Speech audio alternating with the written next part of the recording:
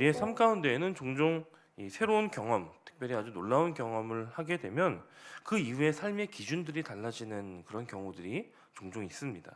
가령 자녀를 낳았다거나 혹은 손주를 본 그런 할아버지 할머니들의 경우에 그런 일들이 많죠. 모든 삶의 기준이 이제 아이들에게 또 자기 손주에게 맞춰지는 그런 일들 말입니다.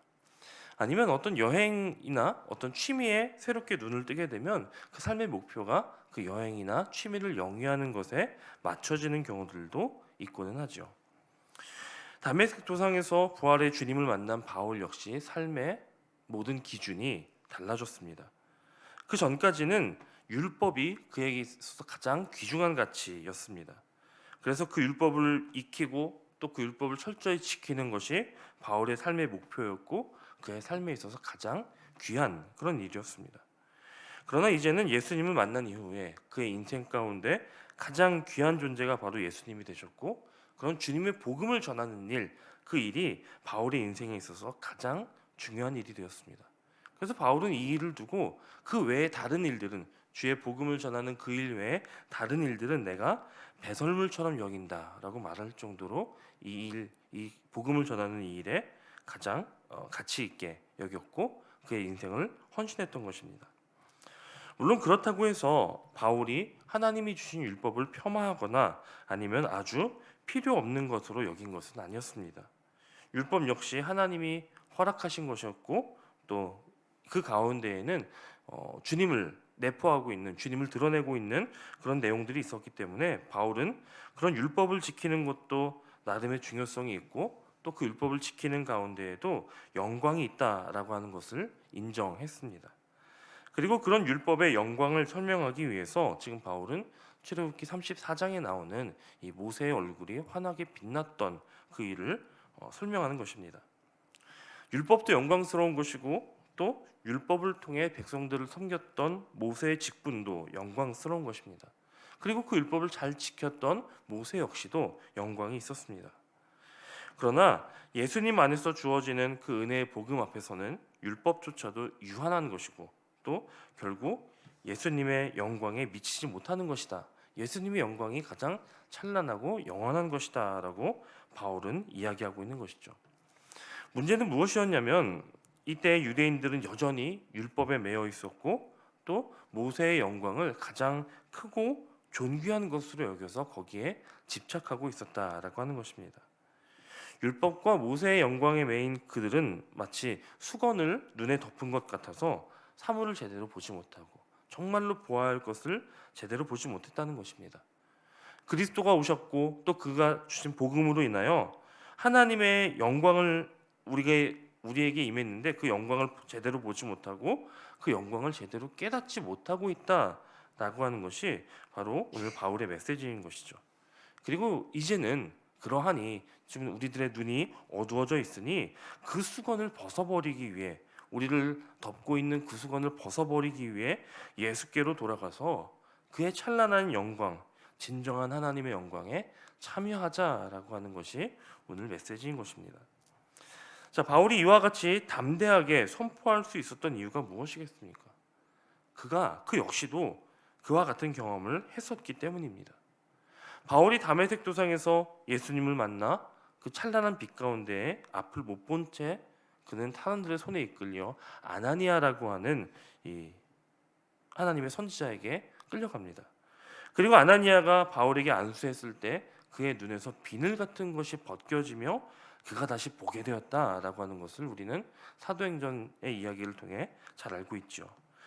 자, 이 사건 바울의 눈에서 비늘 같은 것이 벗겨지며 그가 다시 보게 되었다라고 하는 이 사건을 단순히 바울의 육체의 눈이 밝아졌다라고 그렇게만 보기보다 그의 영적인 눈도 함께 밝아져서 그가 이제 예수를 온전히 볼 수 있게 됐고 그로 말미암아 예수님의 영광을 온전히 볼 수 있게 되었다라고 생각한다면 이 사건은 바울이 오늘 본문에서 말하는 우리들의 눈에 우리들의 마음에 수건이 덮여 있어서 제대로 보지 못하는 일, 그러다가 그 수건을 벗어버리고 제대로 보는 일, 이것과 바울의 개인적인 그 경험은 다메섹에서의 경험은 같은 유의 일이라는 것입니다. 자, 고린도 교회의 교인들이 그러했고 바울조차도 그런 경험이 있었습니다.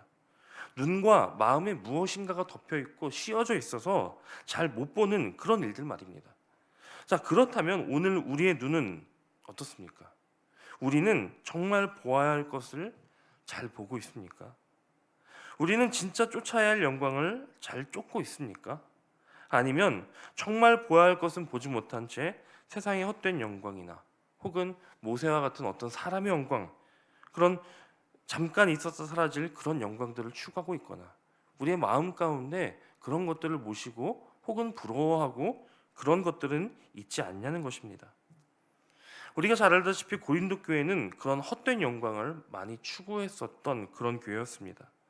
우리가 지난번 고린도 전설을 함께 나누면서도 묵상했듯이 그들은 교회 내에서 드러내는 그 은사를 가장 귀한 것으로 삼고 영광스럽게 여기려 했기도 했고요. 또 이 사도 바울에게 추천서를 요구하는 모습을 보면서 그들은 뭔가 사람들에게 인정을 받고 뭔가 전통적인 것을 더 영광스럽게 생각하는 그런 모습을 우리에게 보여주기도 했습니다. 여전히 율법에 매여서 완고한 마음을 가지고 있다라고 하는 것이 사도 바울의 진단이었을 정도로 그들은 헛된 영광들을 쫓았습니다. 혹 이런 모습이 우리에게 있지는 않은지 돌아봐야 할 것입니다. 우리 역시 세상의 부귀영화 같은 영광을 쫓기도 하고요. 어떤 사람의 신화적인 사건들을 두고 부러워하기도 합니다. 교회 내에서도 또 신앙생활을 하면서도 이런 일들은 왕왕 있습니다. 율법처럼 나만의 기준과 나만의 생각을 가지고 또 내가 세워놓은 어떤 기준을 가지고 여기에만 부합되는 것을 하나님의 영광으로 생각하고 또 그런 비본질적인 것들에 우리의 마음을 빼앗기는 일들이 우리에게도 충분히 있을 수 있다는 것입니다. 물론 바울이 인정했던 것처럼 그러한 것들도 나름의 유익이 있다라고 말할 수 있을 것입니다. 하지만 장차 하나님이 보여주시고 또 우리에게 나타내실 그 영광에 비하면 그런 것들은 아무것도 아니라는 것이죠. 저 모세의 영광조차도, 저 모세의 얼굴의 광채조차도 잠깐 있다 사라질 유한한 것인데 우리가 지금 바라보고 있는, 우리가 부러워하고 있는 또 우리의 마음에 담기 원하는 그런 이 세상의 영광들은 아무것도 아니라는 것입니다. 그렇기에 우리는 오직 하나님의 영광에 참여하고 그 영광을 누리기 위한 소망을 가져야 한다라는 것입니다. 이 일을 가로막는 것, 우리가 하나님의 영광을 바라보는 것을 막고 그 영광을 담는 것을 막는 그 일은 어디 저 멀리에 있거나 아주 큰 일이 아닙니다. 어떠한 핍박이나 방해가 아니고요. 우리의 눈을 가린 비늘 혹은 우리의 마음에 덮인 그 수건이 우리를 가로막고 있는 것입니다. 그러니 이제 우리는 그 비늘을 벗어버리고 수건을 벗어버려야 하는데 그 방법은 오직 예수께로 돌아가고 예수님을 만나는 그것뿐입니다. 담에색 도상에서 바울이 그러했던 것처럼 말이죠.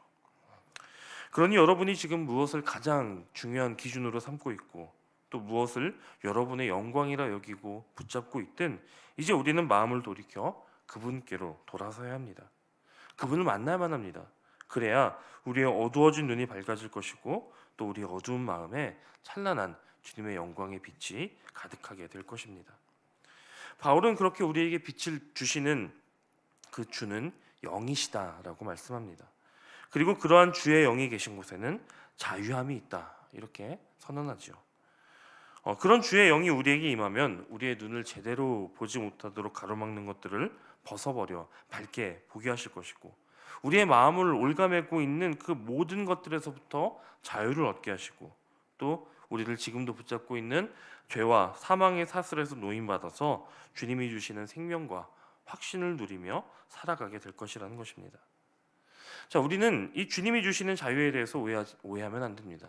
자유라고 하는 이것이 그저 내 마음대로 살아가는 그런 방종과 같은 자유가 아니라는 것이죠. 주님을 닮아가며 주님의 마음을 품게 되고 그로써 하나님이 우리를 지으신 그 창조의 형상을 온전히 회복함으로써 누리게 되는 자유가 주님이 주시는 자유입니다. 이 자유는 그저 우리의 마음을 홀가분하게 만드는 그런 정도의 자유가 아닙니다. 이것이 주님이 자유를 주신 그런 궁극적인 목표가 아니라는 것이죠. 우리에게 자유가 되시는 주의 성령이 임하게 되면 우리는 자연스럽게 주님을 따라가게 되고 닮아가게 됩니다. 그리고 바울은 우리가 주님과 같은 모습으로 변화되어서 장차 더 큰 영광에서 영광으로 이르게 될 것이다. 이렇게 말씀하는 것입니다. 그러므로 우리는 그리스도의 영광에 참여할 때까지 우리가 성령 안에서 우리에게 자유를 주시는 그 성령 안에서 자라나는 것을, 예수님을 닮아가는 것을, 예수님의 마음을 품는 것을 멈추지 말아야 합니다. 때때로 우리의 신앙 여정 가운데 변화되지 않고 자라지 않고 여전히 수건으로 덮여 있는 것 같은 그런 답답함을 경험할 때도 있겠죠. 하지만 그런 때에도, 그렇게 믿음의 길을 포기하고 싶은 그때에도 우리는 우리를 도우시는, 우리에게 자유를 주시는 주의 성령을 꼭 붙들어야 하는 것입니다. 혹 사랑하는 여러분에게 그런 때가 임하게 된다면 여러분 꼭 기억하시기 바랍니다. 하나님은 이 믿음의 여정을 결코 우리의 힘만으로 걸어가게 하지 않으시고 늘 성령으로서 그 과정에 모든 걸음걸음에 함께 하시고 계시다는 사실입니다. 성령님께서 지금도 우리와 함께 하시며 우리를 도우십니다. 우리가 마침내 그리스도를 온전히 닮아 그분의 영광에 참여하도록 힘과 지혜를 공급해 주실 것을 꼭 믿으시기를 바랍니다. 오늘도 지금 이 순간도 우리와 함께 하시는 그 성령님을 간구하시고 또 붙잡으심으로 성령께서 우리에게 보여주시는 참되고 영원한 영광을 바라보고 또 마침내 그 영광을 온전히 누리게 되는 저와 여러분이 되시기를 주님의 이름으로 간절히 축원합니다.